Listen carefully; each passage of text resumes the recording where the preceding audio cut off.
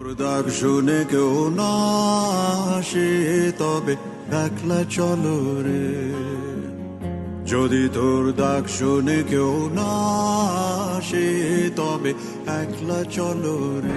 പുരുഷനാൽ എഴുതപ്പെടുകയും അവരാൽ തന്നെ വാഴ്ത്തിപ്പാടുകയും ചെയ്ത ചരിത്രത്തിന്റെ വായനക്കാർ മാത്രമായിരുന്നു സ്ത്രീകൾ.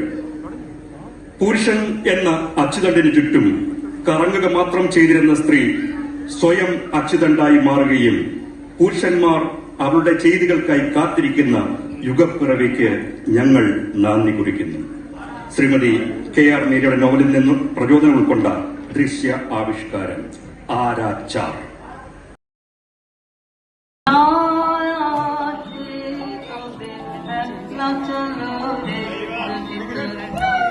അരങ്ങത്ത് എന്റെ കുഞ്ഞിന്റെ നൃത്തം കണ്ടിട്ട് എത്ര കാലമായി. എന്റെ മോളൊരു നല്ല തുണി ഇട്ടിട്ട് നാളുകൾ എത്രയായി.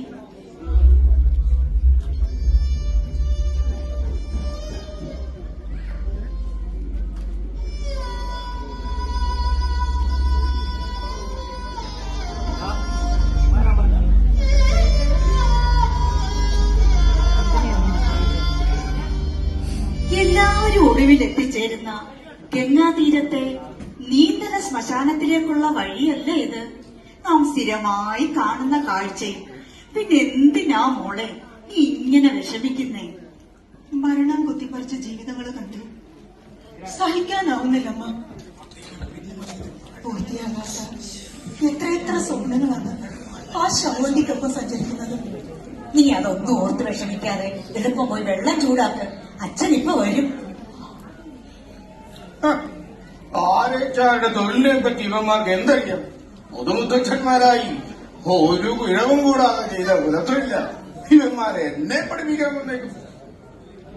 അച്ഛൻ നല്ല ദേഷ്യത്തിലാണല്ലോ. എന്തെങ്കിലും കുഴപ്പമുണ്ടോ അച്ഛാ? ഇല്ല മോളെ, ഒരു കുഴപ്പവുമില്ല. അറിഞ്ഞില്ലേ? വാർത്തയുണ്ട്, സന്തോഷ വാർത്ത.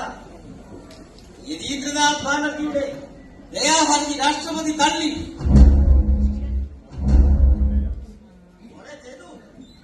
ഈ വാർത്ത കൊണ്ടുവന്ന മാമനെ ഒരു വടപ്പാവ് തന്നിട്ടേ. കണ്ണിച്ചോരയില്ലാത്തവൻ. ഒരു മനുഷ്യ ജീവന് വലിയ വിലയുണ്ട്. 10-14 കൊല്ലമായില്ലേ ഒരു കുട്ടിമല കിട്ടിയിട്ട്? കാലം അത്രയും പട്ടിയായിരുന്നില്ലേ? ഇതൊരു മാറ്റം വരുമല്ലോ നോട്ട് പറഞ്ഞുകൊണ്ട് പോയത്. അറിയാം സുഗതി, അറിയാം. 451 പേരെ ഈ കൈകൾ കൊണ്ട് ഒരു പിഴവും കൂടാതെ തീർത്തു. അതിന് കിട്ടുന്ന തുച്ഛമായ പ്രതിഫലമാണ് ആരാച്ചാരുടെ കൂലി. എന്റെ മകൾ ചേതുവിന്റെ ഒരു സർക്കാർ ജോലിക്കാര്യം എത്ര നാളുകൊണ്ടാ സൂപ്രണ്ടായിമാരോട് അറിയുക. യതീന്ദ്രനാഥിനെ തൂക്കിലേറ്റുന്നതിന് മുമ്പ് എനിക്കത് വാങ്ങിയെടുക്കണം. ആരാച്ചാരുടെ ജീവന് തങ്കത്തെക്കാൾ വിലയുള്ള സമയമാണ്. ഈ അവസരത്തിൽ പാഴാക്കരുത്.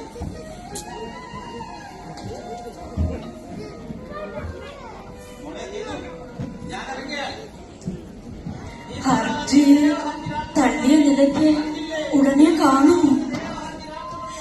ഈ തെരുവിൽ ഇനി ആരോടും കടം ചോദിക്കുക. എനിക്കറിയില്ല എത്ര കാലം ഇങ്ങനെ പട്ടിണി കിടക്കും. തൂക്കുകയറാണ് ആരാച്ചാരുടെ സത്യം. ഈശ്വരൻ അറിഞ്ഞുകൊണ്ടായിരിക്കും ഈ ദയാഹർജി തള്ളിയത്. അവിടെ ചേതുവിന്റെ ജോലി ശരിയാകും, പട്ടിണിയും മാറും. വെള്ളം ചൂടായിട്ടുണ്ട്, വന്ന് കുളിക്ക്. ഇനി ശരീരമൊക്കെ ശ്രദ്ധിക്കണം. 10-14 വർഷമായില്ലേ നിങ്ങൾ ഈ പണി ചെയ്തിട്ട്?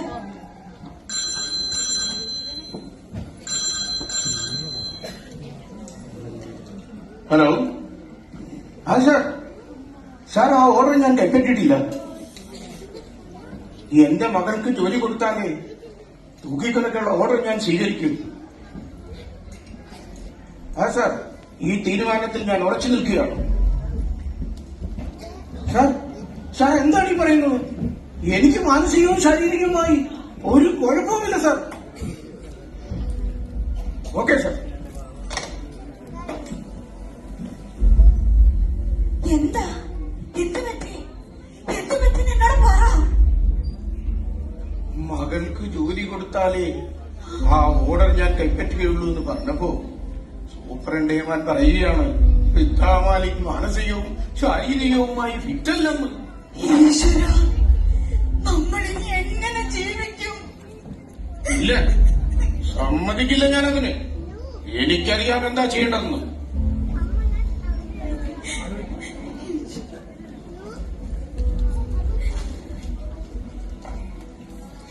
ചേതു, നീ എന്തെടുക്കയാ അവിടെ?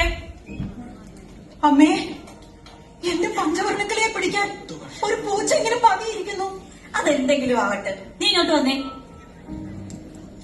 അയ്യോ അയ്യോ, എന്റെ പഞ്ചവർണ്ണക്കിളി! അമ്മേ, എന്റെ പഞ്ചവർണ്ണക്കിളി ആ പൂച്ച കൊന്നു. ഇതായിരുന്നു ഇത്ര വലിയ കാര്യം? പേടിപ്പിച്ചിരുന്നല്ലോ മോളെ. ഈ നീലാകാശത്ത് ഉയരത്തിൽ പാറി നടക്കേണ്ട എന്റെ പഞ്ചവർണ്ണക്കിളിയാണ് പൂച്ച കൊഴുത്തോടിച്ച് കൊടഞ്ഞ്. എന്റെ ചെയ്തു, നീ ഇങ്ങനെ ശുദ്ധാധികാരിയാകല്ലേ. ആ മോളെ, പെട്ടെന്ന് പോയി ടി വി വെക്ക്. ഇന്ന് CNG ചാനലിൽ അച്ഛന്റെ ഇന്റർവ്യൂ ഉണ്ട്. മോനെ രാമോ,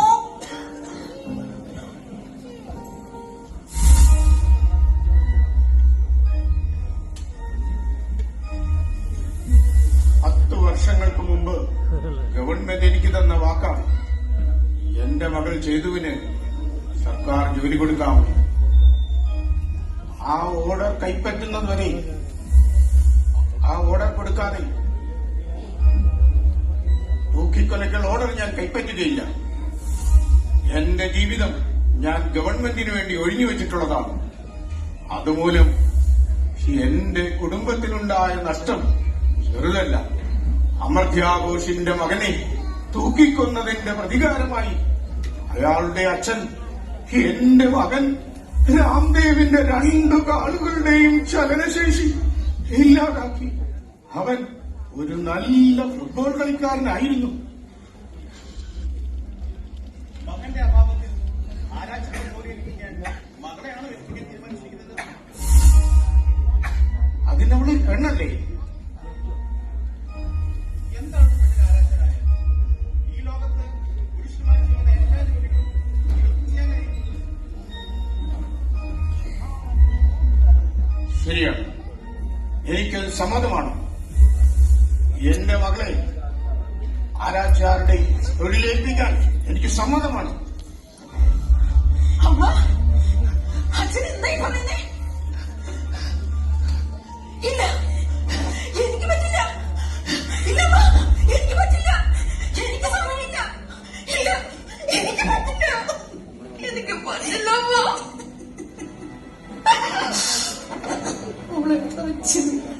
അച്ഛാ, അച്ഛാ, ഞാനാണോ ഈ നേതൃത്വത്തിന് തൂക്കേറിടേണ്ടത്? അതെ, എന്റെ പിൻഗാമി നീയാണ്. എങ്ങനെ? ഒരു ഉറുമ്പിനെ പോലും കൊല്ലാൻ കഴിയാത്ത ഞാൻ എങ്ങനെ ഒരു മനുഷ്യന്റെ ജീവൻ എടുക്കുന്നത്? എനിക്ക് പറ്റില്ല അച്ഛാ, എനിക്ക് പറ്റില്ല. അവൾ ഒരു തൊട്ടാവാടി പെണ്ണല്ലേ, അവക്കതിന് കഴിയുമോ? എന്തുകൊണ്ട് കഴിയില്ല? കഴിഞ്ഞില്ലെങ്കിൽ പട്ടിണി കിടന്ന് ഈ പുഴയിൽ ചാടി മരിക്കാം. ഇതിലും ഭേദം കോടതിക്ക് ബോധ്യപ്പെട്ട ശരികൾ രണ്ടും കൊലപാതകം തന്നെ.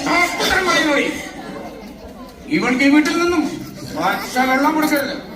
ഇവളെ കൊണ്ട് അനുസരിപ്പിക്കാമെന്നോ? ഞാനൊന്ന് നോക്കട്ടെ. ഓടി ഇവിടെ. ഇല്ല. ഇല്ല.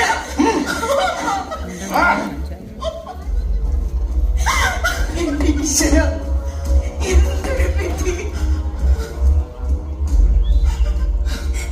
അവളൊരു കൊച്ചുകുട്ടിയല്ലേ, ബുദ്ധിമോശം കൊണ്ട് എന്തെങ്കിലും പറഞ്ഞു പോയതായിരിക്കും. അവൾക്ക് വീട്ടിലെ പ്രാരാബ്ദങ്ങൾ അറിയാവുന്നതല്ലേ?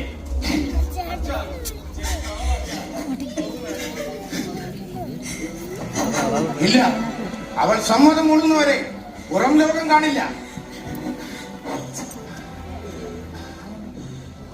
അച്ഛാ, വാതിൽ തുറക്ക്. അമ്മേ, വാതിൽ തുറക്ക്. അച്ഛാ, എനിക്ക് സമ്മതമാണ്. ആരാച്ചാരാവാൻ എനിക്ക് സമ്മതമാണ്. ദേവി, വാതിൽ തുറക്കൂ.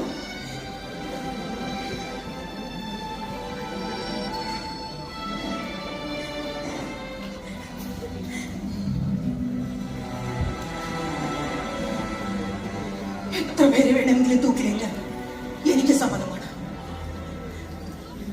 മോളെ ചെയ്തു, ഇപ്പോഴാണ് നീ എന്റെ മകളായത്. ഒരു പശുവിനെയോ കോഴിയോ കൊല്ലുന്നത് പോലെയല്ല ഒരു മനുഷ്യനെ കൊല്ലുന്നത്. അതിന് കൃത്യമായ ചില കണക്കുകളൊക്കെ ഉണ്ട്. ദേവി, നീ ആ കയറിങ്ങെടുത്ത് വരൂ. അതെ, വൃദ്ധാമാലിക്കിന്റെ മകൾ ഒരു ഭയവും കൂടാതെ യതീന്ദ്രനാഥിനെ തൂക്കിലെത്തണം.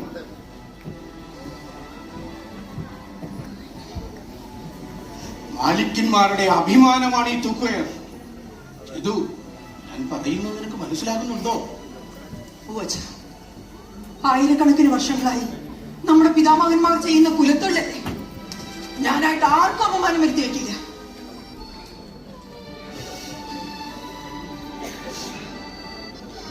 അയ്യർ, പ്രതിയുടെ തൂക്കത്തിനനുസരിച്ച് വേണം കയറിന്റെ നീളം നിശ്ചയിക്കാൻ. ഇല്ലെങ്കിൽ കയറിൽ കിടന്ന് പിടയ്ക്കും, നാക്ക് കടിച്ചു മുറിക്കും. ആരാച്ചാരുടെ കഴിവുകേടാണ്. അയർ തൊണ്ടക്കുഴിയിൽ തന്നെ ഇടണം, എങ്കിലേ കഴുത്ത് ശരിക്കും ഒടിയും. അതിനുശേഷം കൈകൾ രണ്ടും പിന്നിൽ നിന്ന് കെട്ടണം. അറുത്ത തുണി കൊണ്ട് മുഖം മറയ്ക്കണം. അപ്പോഴും പ്രതിയുടെ കണ്ണിൽ ഒരു പ്രതീക്ഷ അവശേഷിക്കും. അവസാന നിമിഷം വരെ അയാൾ രക്ഷപ്പെടാൻ ആഗ്രഹിക്കും. ഈ നിമിഷങ്ങളെ നീ മനസ്സാന്നിധ്യത്തോടെ നേരിടണം. അതിനുശേഷം ആ ലിവർ വലിക്കണം. ഇങ്ങനെ ഭയപ്പെട്ടാൽ പിന്നെ എങ്ങനെയാ മിന്നൽ വേഗത്തിൽ കാര്യങ്ങളൊക്കെ ചെയ്യാ?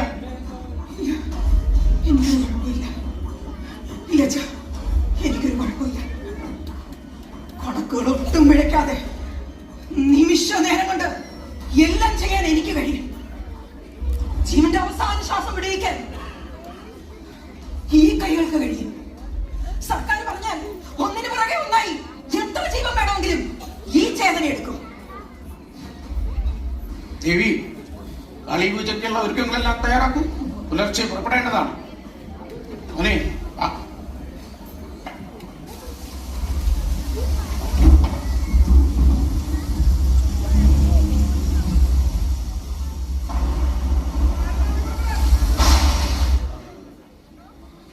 പെയ്യട്ടെ, മഴ തിമിർത്തു പെയ്യട്ടെ, മണ്ണും മനസ്സും നനയട്ടെ. എന്റെ കുഞ്ഞെ, നിന്നെ കൊണ്ട് ഇതിന് കഴിയുമോ എന്ന് എനിക്ക് തോന്നുന്നില്ല. മറ്റുള്ളവരുടെ മരണം കൊണ്ട് ഉപജീവനം കഴിയുന്നവരുടെ വേദന ആരും മനസ്സിലാക്കാനാ. അച്ഛൻ കഷ്ടപ്പെട്ട് നേടിത്തന്ന സർക്കാർ ജോലിയാണ്. എനിക്കിത് ചെയ്തേ പറ്റൂ അമ്മ. നമ്മുടെ അച്ഛന്റെ അഭിമാനം കാക്കാൻ, നമ്മുടെ കുടുംബത്തിന് നാണക്കേട് വരാതിരിക്കാൻ ഒരു കൊലയാളിയാവാൻ എനിക്ക് മടിയില്ല. എനിക്ക് മടിയില്ല.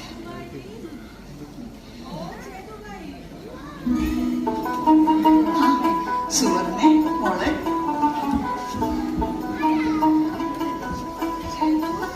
സുവർണ,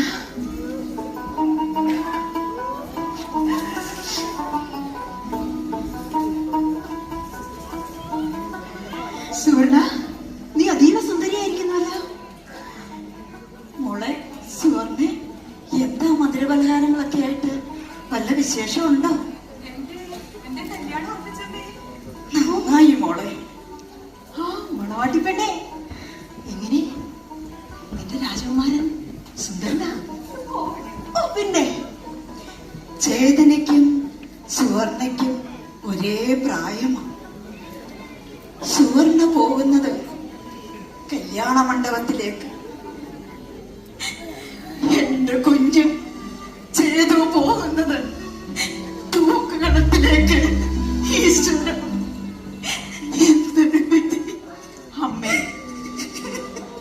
അമ്മ ആദ്യത്തെ സ്ത്രീ അനാചാരുടെ അമ്മയാണ്.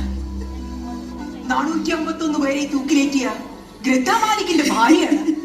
ഈ അവസരത്തിൽ അമ്മ ഇങ്ങനെ സങ്കടപ്പെടാൻ പാടില്ലമ്മ.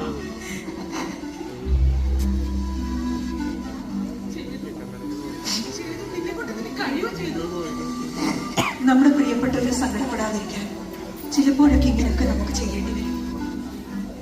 സോറിയ, എന്റെ ഉള്ളിൽ ഞാൻ മരിച്ചുകൊണ്ടിരിക്കുകയാണ്.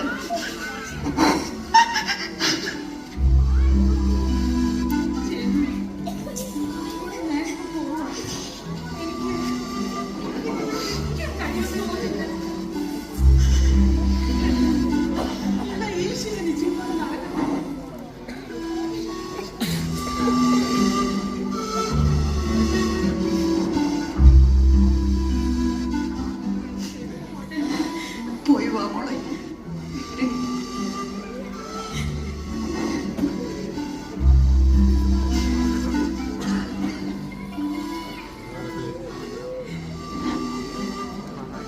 ദേവി, ഒരുക്കങ്ങളൊക്കെ പൂർത്തിയായില്ലേ? നമ്മളെ ചെയ്തു അമ്മയുടെ അനുഗ്രഹം വാങ്ങും.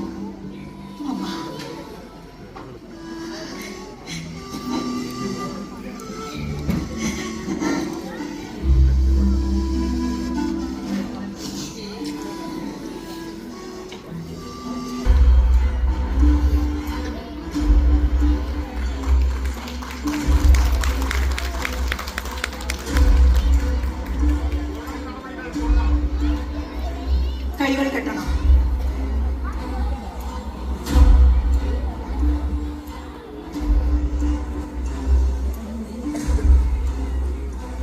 ചേതനാജി, നിങ്ങൾ സുന്ദരിയാണ്. നിങ്ങളെപ്പോലൊരു മകൾ എനിക്കുമുണ്ട്. ഞാൻ വാരിക്കൊടുത്തെങ്കിലേ അവൾ ഭക്ഷണം കഴിക്കാറുള്ളൂ.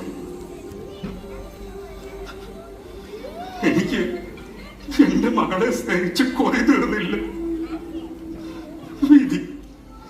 വീതി എന്ന സമുദ്രം എല്ലാം പിഴുകി കളഞ്ഞു.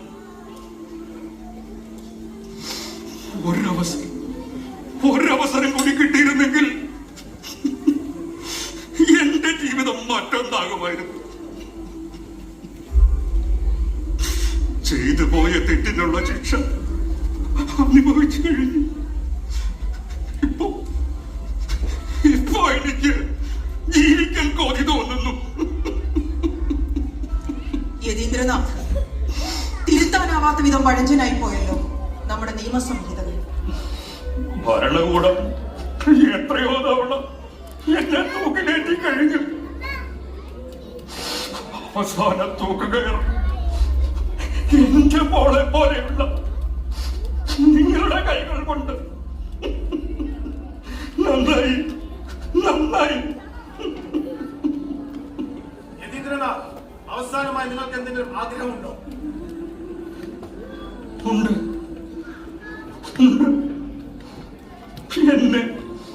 എന്നെ തൂക്കിലേറ്റുന്ന ഈ മോളുടെ കൈകൾ എന്റെ ഹൃദയത്തിലൊന്ന് തൊടണം.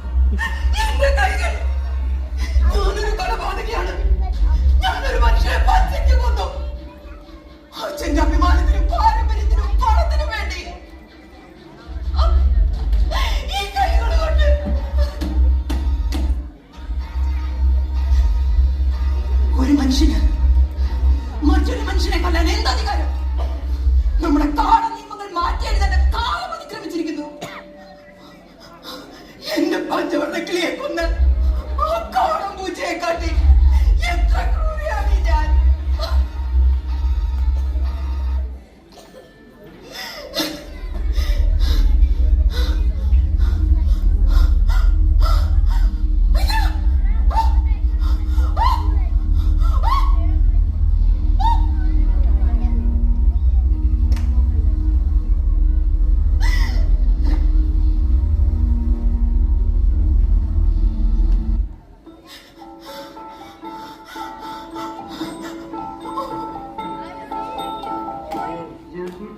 ডাক শুনে কেউ না আসে তবে একলা চলো রে, যদি তোর ডাক শুনে কেউ না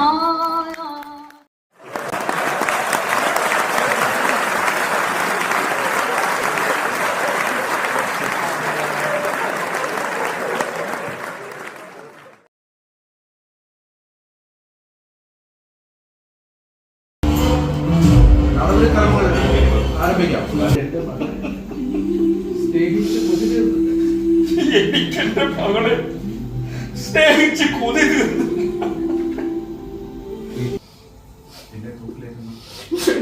തൂക്കിലേറ്റുന്ന ഈ മോളുടെ കൈകൾ എന്റെ ഹൃദയം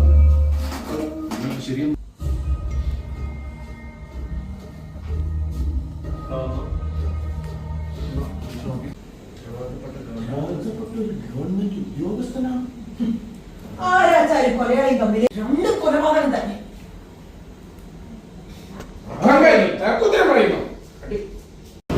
മരണം കൊണ്ട് ഉപജീവനം കഴിയുന്നവരുടെ വേദന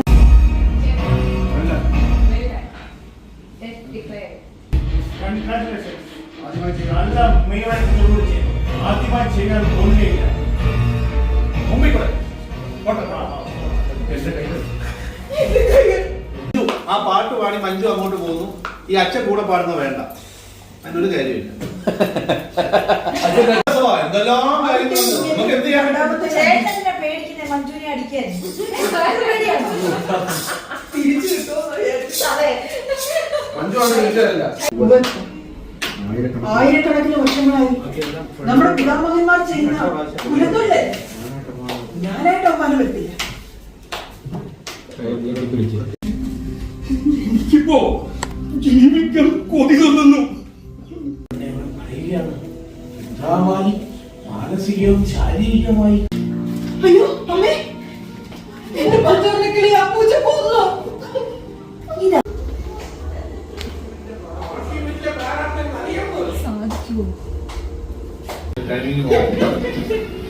അല്ലെങ്കിൽ ആ ഊ കേട്ടില്ല ഞാൻ അങ്ങോട്ട് വരാൻ.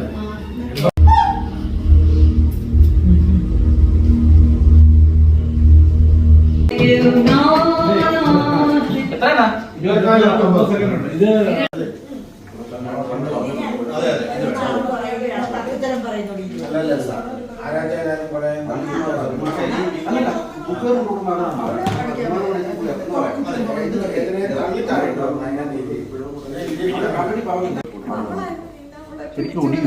പിന്നെ ശരിക്കും ഞാൻ പൊട്ടി മരിക്കൊന്നും വേണ്ട.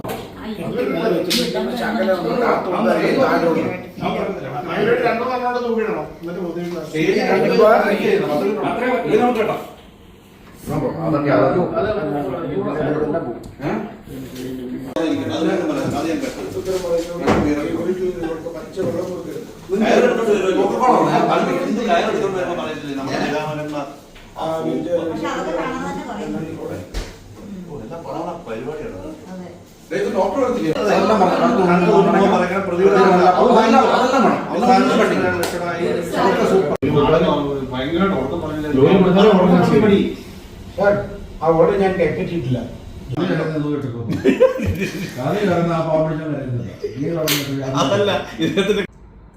കയർ തുണ്ടക്കുഴിയിൽ തന്നെ ഇടണം. കൈ അങ്ങോട്ട് ഓഡിയൻസിനോടാ പറയുന്നത്. എന്നാലേ കഴുത്ത് ശരിക്കും ഓടി കണ്ണിങ്ങനെ വരണം. മനസ്സിലായോ? അതാണ് അത് ആ സ്റ്റേജിനോട് തന്നെ പറയണം. എന്നാലേ നിങ്ങൾക്ക് അഭിനയിക്കാൻ പറ്റും. അതിനിടയ്ക്ക് ഇങ്ങോട്ട് നോക്കിപ്പോയാൽ അഭിനയം പോകും. അല്ലെങ്കിൽ പറയും എനിക്കിനി ഇവിടെ നിൽക്കാൻ പറ്റുമെന്ന് തോന്നുന്നില്ല. എല്ലാം ഈശ്വര നിശ്ചയം പോലെ നടക്കട്ടെ.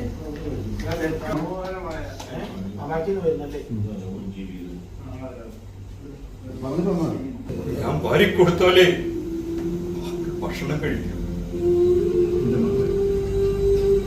മകളെ സ്നേഹിച്ച് കൊതി തീർന്നില്ല. വിധി എന്ന സമുദ്രം. യതീന്ദ്രനാഥ്, നിങ്ങൾക്ക് അവസാനമായി എന്തെങ്കിലും ആഗ്രഹങ്ങളുണ്ടോ?